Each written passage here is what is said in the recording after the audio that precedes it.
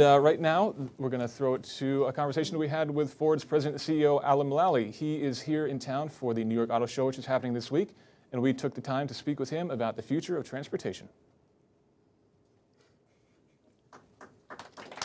Alan, thanks for being here with us. Glad to be with you. Now, we spoke last time at CES very briefly, and at that show you launched the Ford Focus Electric, which is Ford's first all-electric car, at least in a long while. Can you tell us a little bit about the car? I really like the way you asked the question because Henry Ford, at one time, nearly 60% of all the Ford vehicles in early 1900 were all electric. Wow. So it is a kind of a neat thing to see the electric come into fruition now. Well, clearly, we announced the launch of the new Focus Electric, but really it was more of a launch of an entire platform in the C-size vehicle, the Focus-size vehicle. And worldwide, we're going to make, off that basic, very efficient platform, we're going to make 10 different top hats. In addition to petrols and diesels, we're also going to make a hybrid. We're going to make a plug-in hybrid and also an all-electric. And we've had, as you know, we've had a lot of experience with electric vehicles over the years. And what we're really excited about is the technology improvement that we're making in the batteries and the system integration.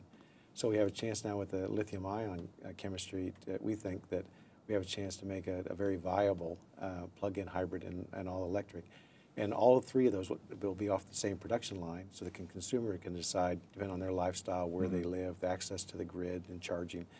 They can decide which vehicle really works for them. But it's a very exciting development. Now, what's going to drive the cost down? Are we looking at new battery compositions? Are we looking at just mass producing the things because there are so few right now? How are we going to get the cost down so that an electric vehicle isn't so much of a jump over a traditional vehicle? Well, I think that today the best chemistry looks like the lithium-ion.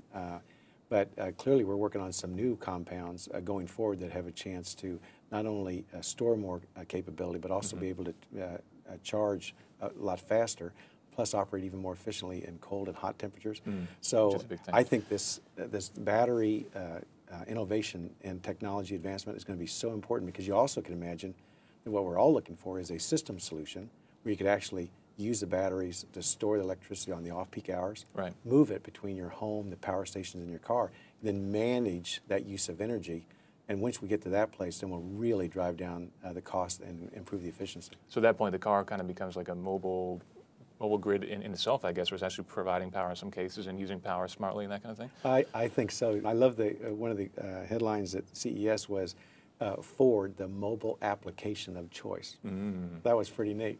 But you can imagine that with our connected lives, we don't want to have separate lives depending on where we are, which is one reason that we're going with Sync and My Ford Touch like we are, because we want to have use the innovation of consumer electronics, but also marry that with a little bit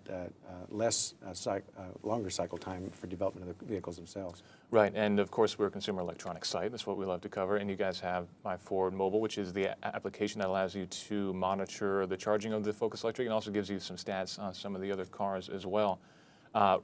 Right now, you can't start your car from the app itself, but how long will it be before I can just get rid of my key and I can just walk up to the car and have my phone in my pocket and unlock the doors? Well, I think technically that is not very far away. I think it's going to be maybe associated with the other issues associated with that, like if you lost your key or you lost your phone or it's inoperative and stuff.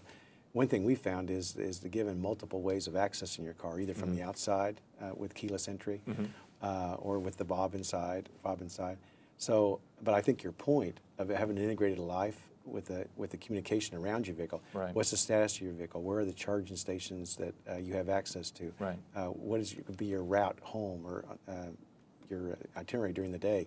Because I think managing your life so you get rid of the range anxiety is going to be a very important part. I think that intersection between connectivity and the vehicle is going to get very, very integrated. So do you think we'll see inductive charging pads all on every street, that kind of thing? Well, I think that we're going to see electricity probably be in the choice for energy, probably even before we see hydrogen. Because remember, it wasn't very many years ago where with the advances we were making in fuel cells and hydrogen, that we could see maybe a hydrogen infrastructure with a fuel cell, mix it with platinum, electricity goes over to the efficient battery, and water comes out the tailpipe. But I think clearly, because of the cost and the infrastructure issues, we're going to see a lot more emphasis now on an electrified future that includes not only the generation of the electricity clean, but also enhancements in the distribution system. And then, clearly, as you pointed out, the car is one node in that, and we've got to make that really easy for the customer to work their life. So if we do have inductive charging, could we get to the point someday where maybe the highways themselves like charge the cars where you don't even really need a big battery pack? It could be. You know, the possibilities are endless, because once you move to a smart grid and the ability to access the electricity, then you can just imagine how that opens up all the possibilities. But I think the most important thing now is we are going to continually improve the internal combustion engine, both petrol and diesel. We'll see a lot new lightweight materials, integrated electronics, aerodynamic improvements. And I see that migration of the hybrid, the plug-in hybrid, the all-electric, kind of as the progression of choice over the next 10 to 15 years. 10 to 15 years, so you think maybe 2025 we'll be seeing a lot of EVs available? Our thought is that it could be as much as about 20% in the next 10 to 15 years. And it'll really be dependent on, one, how fast do we further develop the infrastructure, and two, how quickly do we make improvements in the fundamental battery, both on the size, the capability to charge in hot and cold weather, and plus that fundamental cost. So we've got to get the cost down. Because you think, as you pointed out, you're thinking about a $10,000, $15,000 battery on top of a fabulous $25,000 car. And right. So, it's an expensive proposition. So it's a very expensive proposition right now. So let's get back to the mobile apps. Where do you think that's... Ford, the mobile app of choice? The mobile app of choice, yes. absolutely, Yes. trademark.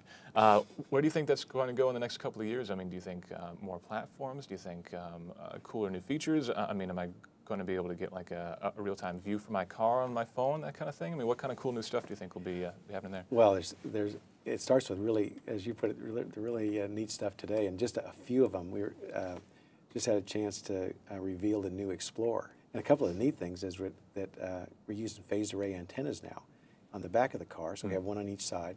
And so the age-old problem of pulling into a parking spot in the mall, cars on either side, trying to back out, and the only one that knows you're coming out is the person that's in the cross-traffic pattern.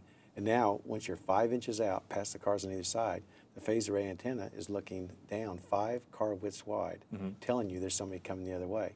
Plus you have a camera, and you can just imagine the improvement of safety, just that one feature. Sounds like a video game. Yeah, the blind spot monitoring is fantastic. The roll and yaw stability control is... Can we just black out all the windows and just drive all the sensors?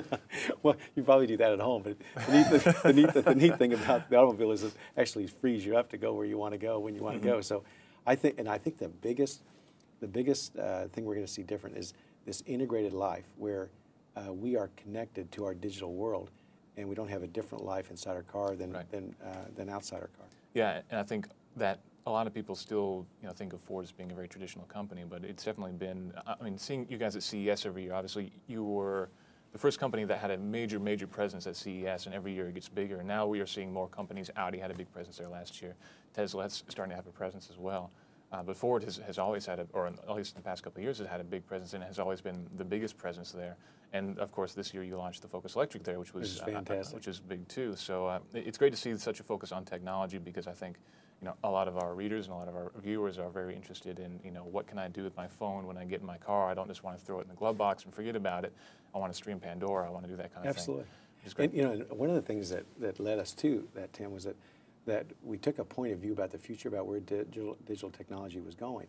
And the biggest thing we concluded was the best value that we could add is to make the operation of the vehicle even more safe by helping us even be better drivers by keeping our eyes on the road and our hands on the wheel. And that's why we push so hard to accelerate the voice technology and using voice to manage our experience in the car, use all of the consumer electronics and the speed at which that's developing, manage that interface so that you have access to your digital world, but you do it in the most safe way. And I think it's going to be one of the most significant improvements in safety and removing distraction, because we have access to our digital world, but we can do it in a way that allows us to be even a better driver. And you're not doing it in such a way that you're really handicapping the use of the devices. There are a lot of mobile apps that will prevent you from, streaming Pandora or using your cell phones while you're driving. Obviously, we don't want drivers doing that kind of thing. But when you're using My Ford, it still lets you do that kind of thing, but it disables the screen on the device, so you're not tempted to even look at the device. So that's good, but you still can stream Pandora and do fun things like that too. And to your point, I mean, there are going to be so many devices, and the technology is going to keep improving. And that's why we didn't want to be in the business of that. We wanted to actually provide the value of, when you buy a Ford, you're going to get the easiest vehicle to operate and still have access to your digital world with whatever device that you're choosing to do. Now, with My Ford Touch, there are a variety of different ways that you can control your car, whether it's by voice or controls on the steering wheel. Or touchscreens. Touchscreens Yep. as well. So, but we're hearing that people don't necessarily like it. Is this just a case of people being, resistive to change, or is there, are there actually improvements there that can be made? Well, I think absolutely it's going to be a continuous improvement process, because this is, clearly an inflection point for technology development in the automobile. And everything that we know from the customer acceptance, the way they use Sync and My Ford Touch, how they recommend it to their friends, how they believe they're a better driver, we really believe we're on the right track. And I really think it's going to move just like the consumer electronics that we're used to, is that we'll just see continuous upgrades. In our case, we'll get the software upgrades. You'll stop into your Ford store. You'll see what the latest capability is. Get another Sync on your capability.